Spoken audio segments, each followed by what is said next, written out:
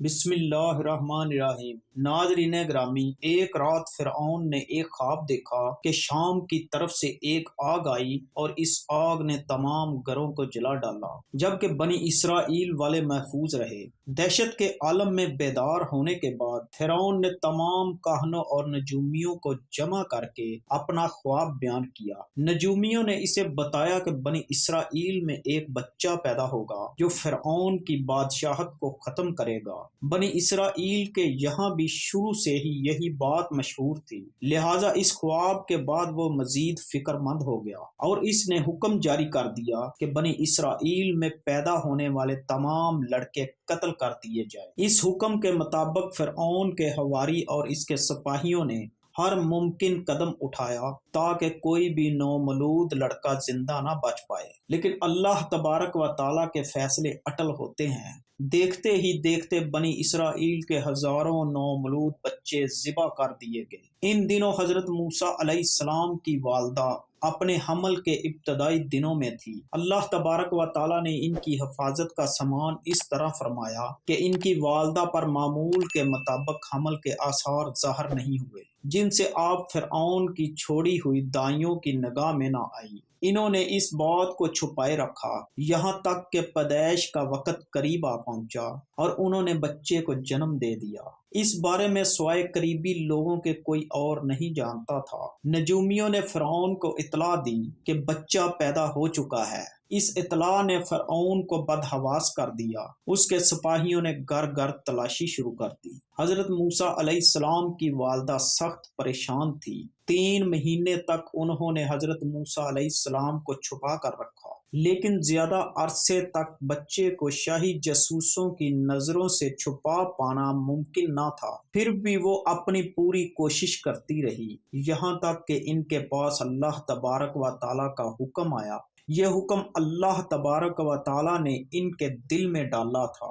حضرت موسیٰ علیہ السلام کی والدہ کے دل میں خیال آیا کہ تابوت کی طرح ایک صندوق بنایا جائے اور اس بچے کو اس صندوق میں رکھ کر دریائے نیل کے بہاؤ پر چھوڑ دیا جائے۔ حضرت موسیٰ علیہ السلام کی ماں نے اللہ کے حکم کے مطابق بچے کو صندوق میں رکھا اور دریا میں چھوڑ دیا۔ ساتھ ہی موسیٰ علیہ السلام کی بہن سے کہا کہ تم اس کے پیچھے پیچھے چلتی جاؤ۔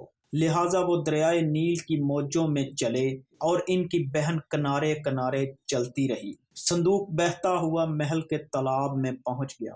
وہاں فرعون کی بیوی اور خادمائیں لطف اندوز ہو رہی تھی کہ صندوق پر ملکہ کی نظر پڑی۔ اس نے کنیزوں کو حکم دیا کہ صندوق کو تالاب سے نکال لاؤ۔ جب صندوق کھولا گیا تو اس میں ایک حسین و جمیل اور تندرست بچہ آرام سے لیٹا ہوا تھا۔ ملکہ بہت خوش ہوئی، اس کی آنکھوں میں ممتا اتر آئی۔ شفقت و محبت سے بچے کو گود میں لے لیا۔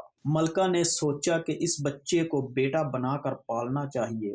محل میں کسی نے خدشہ ظاہر کیا کہ یہ بچہ بادشاہ کی سلطنت کو ختم کرنے کا سبب بھی بن سکتا ہے۔ فرعون کے دل میں بھی یہ خیال آیا کہ کہیں یہ بچہ بنی اسرائیل کا وہ لڑکا نہ ہو جس کے بارے میں نجومیوں نے پیشن گوئی کی تھی۔ لیکن فرعون کی بیوی نے کہا یہ بھی تو ہو سکتا ہے کہ یہ بچہ ہماری آنکھوں کی ٹھنڈک بنے، یعنی ہم اس کو اپنا بیٹا بنا لیں۔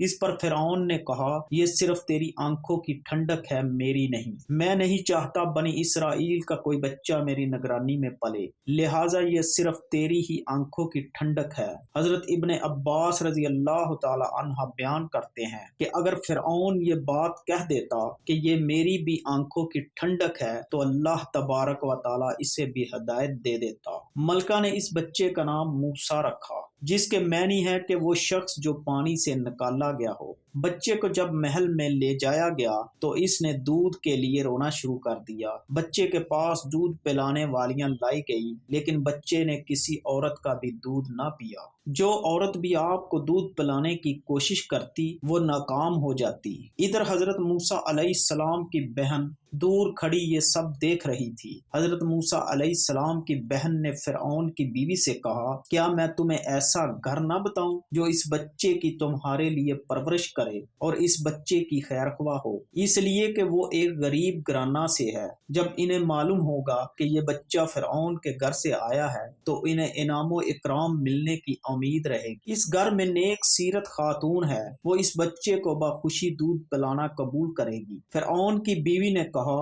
چلو ٹھیک ہے، لہٰذا آپ کی بہن انہیں گھر لے کر آئی۔ محترمہ نے بچے کو دودھ پلایا تو آپ نے فوراً دودھ پینا شروع کر دیا۔ اب چونکہ بچے نے کسی اور کا دودھ پینا قبول نہیں کیا تھا، اس لیے وہ خود بچے کو لے کر آتے تھے۔